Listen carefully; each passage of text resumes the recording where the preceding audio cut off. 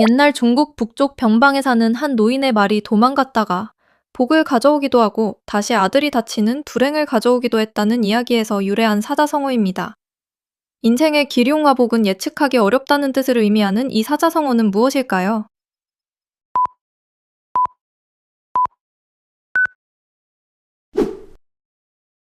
다음 한자의 뜻을 조합해보세요. 까마귀 더하기 날다 더하기 배나무 더하기 떨어지다. 아무 관계없이 한 일이 우연히 동시에 일어나 남의 의심을 받게 된 상황을 뜻하는 말은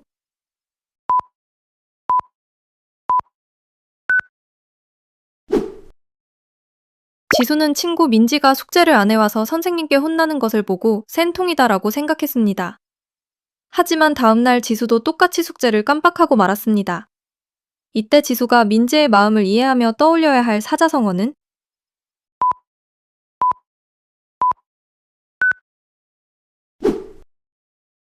옛날 중국 초나라의 한 사람이 술 한 병을 놓고 뱀 그리기 시합을 했습니다. 먼저 그린 사람이 뱀의 발까지 그려넣다가 결국 술을 뺏기고 말았는데요. 하지 않아도 될 쓸데없는 일을 하여 도리어 이를 그르침을 뜻하는 말은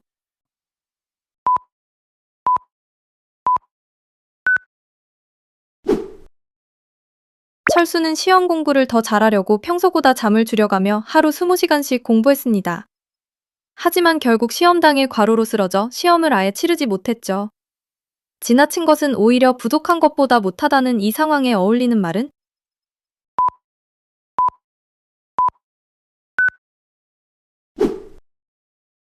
다음 한자의 뜻을 조합해보세요. 보다 더하기, 물건 더하기, 생기다 더하기, 마응. 평소에는 정직한 사람이라도 좋은 물건을 직접 보게 되면 갖고 싶은 욕심이 생긴다는 뜻의 사자성어는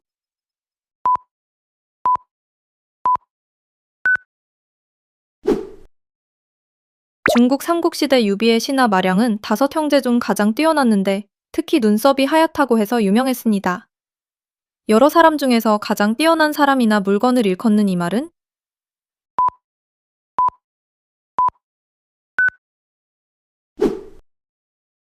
민수는 친구들이 아무리 공부하라고 충고해도 듣는 척도 하지 않고 계속 게임만 합니다. 친구들의 걱정스러운 말도 민수에게는 아무 소용이 없네요. 이 상황에 어울리는 사자성어는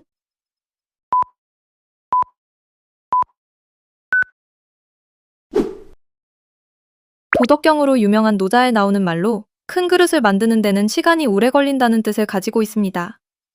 즉, 큰 인물이 되기 위해서는 많은 노력과 긴 수련의 시간이 필요하므로 남들보다 늦게 성공하게 됨을 비유적으로 이르는 성어는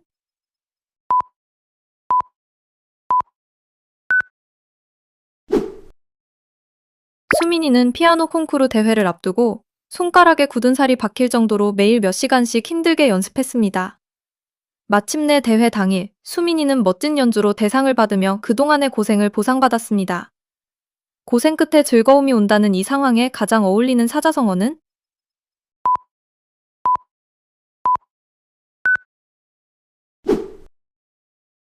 송나라의 한 농부가 밭을 갈고 있었는데 갑자기 토끼 한 마리가 달리다가 밭 가운데에 있는 그루터기에 부딪혀 목이 부러져 죽었습니다.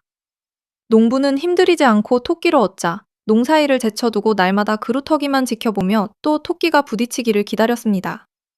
이 이야기에서 유래하여 낡은 관습을 고집하거나 노력 없이 요행만을 바라는 어리석음을 뜻하는 성어는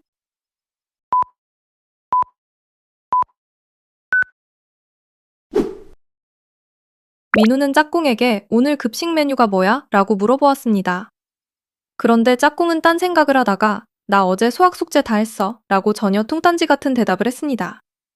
이처럼 묻는 말에 대하여 전혀 엉뚱한 대답을 하는 상황을 뜻하는 말은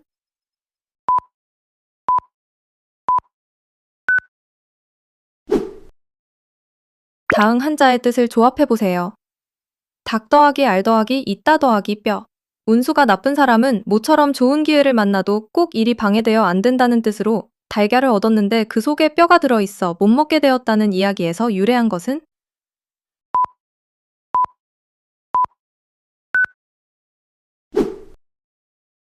중국 위나라의 해소라는 인물은 체격과 풍채가 매우 당당하고 뛰어났습니다. 그가 수많은 사람이 모여있는 길을 지나가는 모습을 본 어떤 사람이 닭무리 속에 서 있는 한 마리의 학 같았다라며 감탄했다고 합니다. 이처럼 평범한 사람들 속에 섞여 있는 유독 뛰어난 사람을 이르는 말은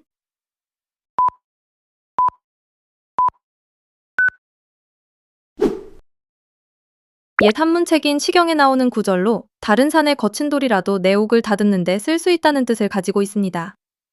즉, 다른 사람의 하찮은 언행이나 심지어 잘못된 행동일지라도 그것을 거울 삼아 자신의 인격을 닦는 데 도움이 될 수 있음을 이르는 성어는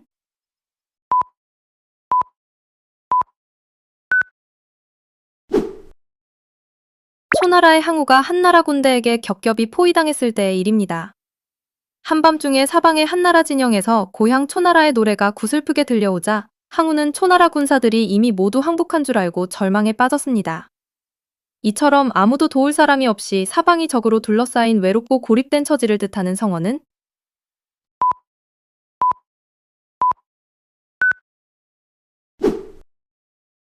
중국의 위대한 사상가 순자는 학문의 중요성을 강조하며 푸른색은 쪽이라는 풀에서 취했지만 쪽빛보다 더 푸르다라고 말했습니다.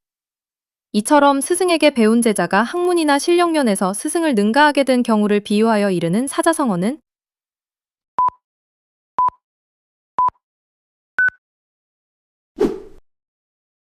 엄마는 지훈이에게 방 청소를 해야 먼지가 안 쌓이고 건강에 좋다고 매일같이 다정하게 설명해 주셨습니다. 하지만 지훈이는 들은 채만 채하며 귀를 닫고 스마트폰 게임에만 몰두했습니다. 이처럼 아무리 가르치고 말해주어도 전혀 귀담아 듣지 않거나 아무런 반응이 없는 상황을 뜻하는 성어는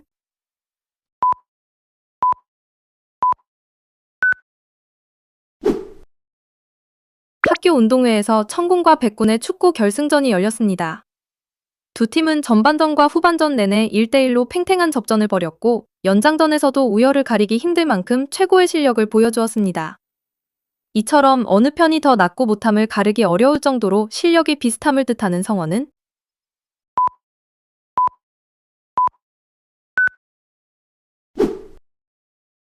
중국 한나라의 위대한 사학자 사마천이 억울하게 임금에게 큰 벌을 받게 되었을 때의 일입니다. 그는 자신의 죽음은 9마리 소 중에서 뽑은 하나의 털처럼 세상에 아무런 영향도 주지 못하는 너무나 가벼운 일이라며 슬퍼했습니다. 이처럼 매우 많은 것 가운데 아주 미미하고 보잘것없는 부분을 뜻하는 성어는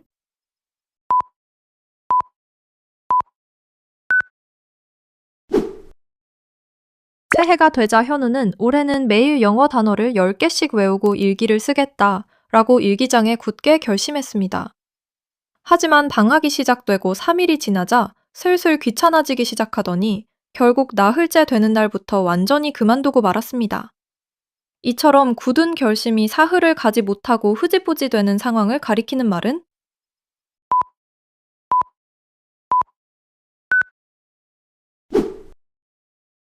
소연이는 소풍날 아침 일기예보에 비 소식이 전혀 없었지만 혹시 모르니까 준비하자라는 생각으로 가방 구석에 작은 접이식 우산을 챙겼습니다. 그런데 오후가 되자 갑자기 먹구름이 끼며 소나기가 쏟아졌고 다른 친구들이 당황할 때 소연이는 우산을 쓰고 안전하게 집에 올 수 있었습니다. 미리 준비가 있으면 근심이 없다는 이 상황에 어울리는 성어는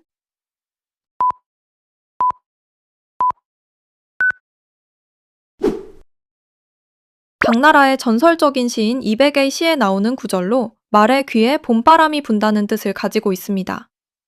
봄바람이 불면 사람은 기뻐하지만 동물인 말은 아무런 감흥을 느끼지 못한다는 데서 유래하여 남의 비판이나 충고를 전혀 귀담아 듣지 않고 그냥 흘려버리는 무신경한 태도를 이르는 성어는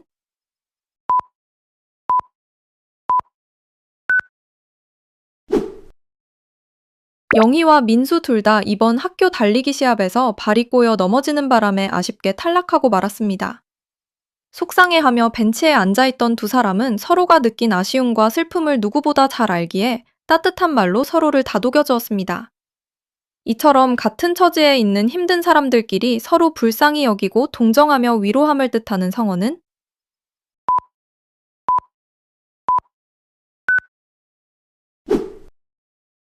이번에 새로 출시된 어떤 학용품은 디자인이 아주 세련되고 가벼워서 인기가 무척 많습니다. 그런데 여기에 가격까지 기존 제품의 절반으로 낮아지는 훌륭한 혜택이 더해져 학생들에게 더욱 폭발적인 사랑을 받게 되었습니다. 이처럼 좋은 것 위에 더욱 좋은 요소를 더하여 한층 더 완벽해짐을 뜻하는 성어는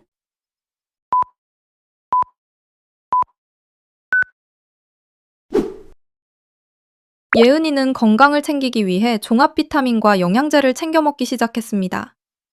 하지만 영양제 종류가 너무 많다 보니 정작 가장 중요한 삼시세끼 식사를 거르고 영양제 알약만으로 배를 채우는 지경에 이르렀죠. 이처럼 주인과 손님의 위치가 바뀌거나 사물의 중요하고 가벼운 차례가 뒤바뀜을 뜻하는 성어는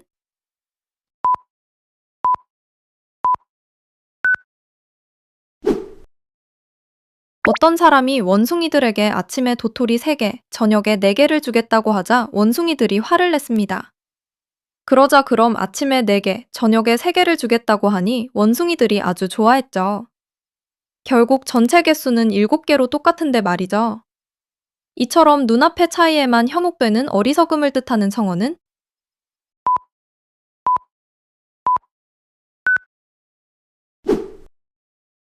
반장 선거에 출마한 동구는 우리 반을 위해 매일 아침 교실 칠판을 제 손으로 닦겠습니다라고 친구들 앞에서 공약했습니다. 반장으로 당선된 후 동구는 학기 말까지 단 하루도 빠짐없이 아침 일찍 등교해 칠판을 깨끗이 닦았습니다. 이처럼 자신이 내뱉은 말과 행동이 똑같이 일치하는 훌륭한 태도를 뜻하는 성어는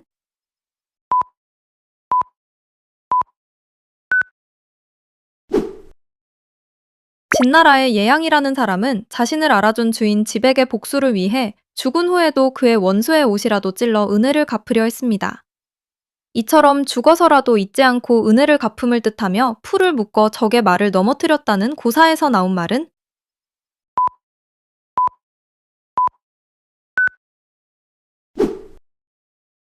중국 전국시대의 맹상군이라는 인물은 수많은 선비들을 극진히 대접하여 명성이 높았습니다. 훗날 역사학자 사마천이 실제로 그의 고향을 방문해 흔적을 살펴본 후 과연 그 명성이 헛되이 전해진 것이 아니구나라며 크게 감탄했습니다. 이처럼 명성이 널리 알려진 데는 다 그럴 만한 진짜 실력이나 이유가 있음을 증명할 때 쓰는 성어는